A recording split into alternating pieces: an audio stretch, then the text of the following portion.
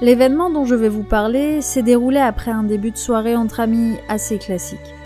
Nous sortions dans le centre-ville comme tous les week-ends.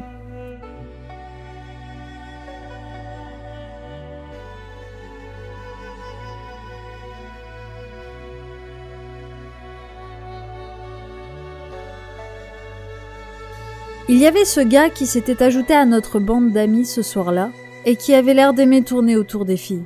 Je le connaissais et l'avais déjà vu un petit peu à l'œuvre.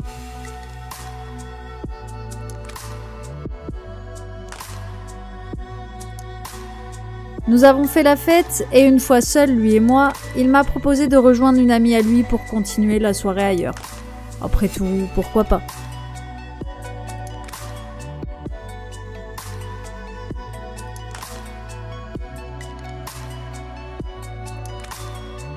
Je ne me sentais que moyennement à l'aise dans son petit appartement d'étudiant.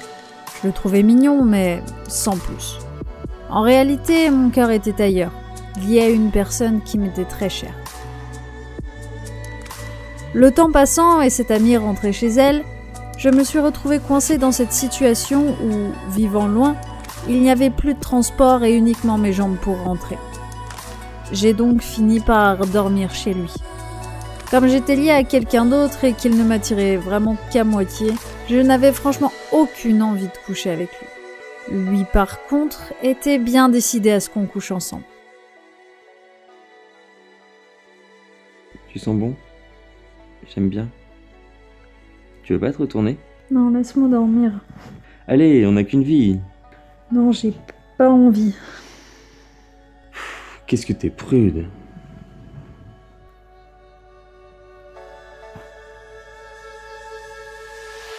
Heureusement, il n'est pas allé plus loin que les mots.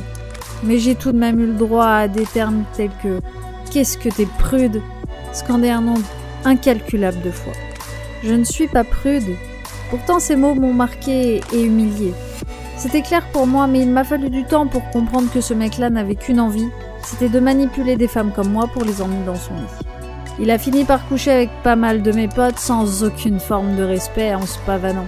Et après ça, je me suis dit que je remerciais la force que j'avais eue ce soir-là quand j'étais dans son lit, de dire non, malgré ses demandes incessantes et ses remarques désobligeantes.